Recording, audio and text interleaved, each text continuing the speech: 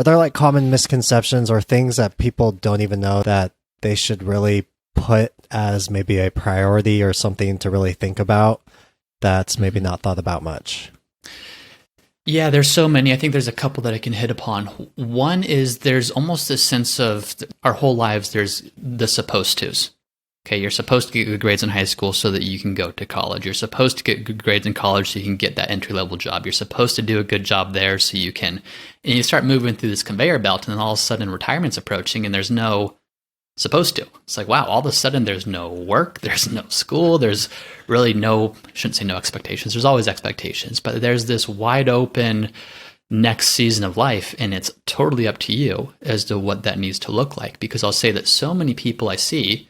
Financially, they may be perfectly ready, but emotionally, they're dramatically unprepared. And it's because there's this sense of you're always understanding what's next, and then you retire, and hopefully you have a good sense of what you want life to look like. But I think the biggest misconception for most people is that retirement is just a financial thing.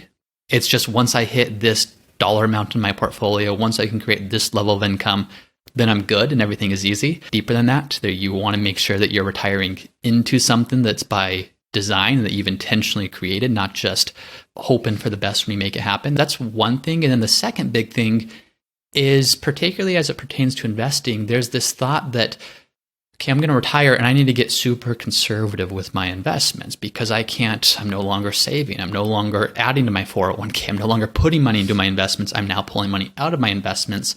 And there's this misconception that investing is really risky and cash is really safe. And I'm using kind of the extremes here.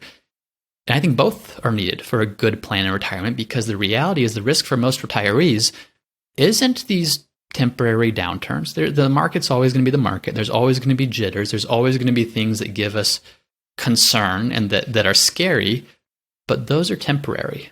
The biggest risk to most retirees is, are they getting enough growth on their investments to not just meet expenses day one of retirement, but also in the 5th year and the 10th year and the 20th year of retirement as inflation's gone up and up and up.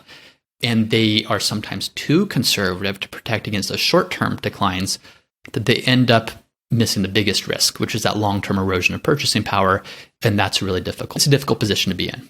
Interesting. I mean, it's kind of counterintuitive. You would think the big mistakes are made by not getting out, quote unquote, soon enough. You're saying it's often quite the opposite. We do have this environment where people seem to be living longer. Quality of life seems to be getting better. Healthcare seems to be getting better. So I guess from that standpoint, it does make sense that people should prepare for the worst, because I think living longer is generally accepted to be a great situation. But preparing for that rather than thinking, I got 5 years and that's it. Right. Yeah, absolutely. It's understandable that people are more concerned and fearful of their portfolio going down in retirement because, like I said, they're no longer earning an income. They are depending on their portfolio in most cases to at least supplement their income. But when you can start to reframe the risks involved, there's no investment without risk. Even people talk about cash or bonds. Oh, the risk-free asset. Well, there's risk there. You're just kind of kicking the risk down the road because inflation is going to continue to be a thing. And if you're not outpacing that, there's tremendous amount of risk if we're too much in any particular thing. So it's about, how do you create this balanced approach so that you can meet your goals over time and have the purchasing power that you need, but also protect against some of these downturns that certainly are scary and certainly are part of everyone's retirement journey.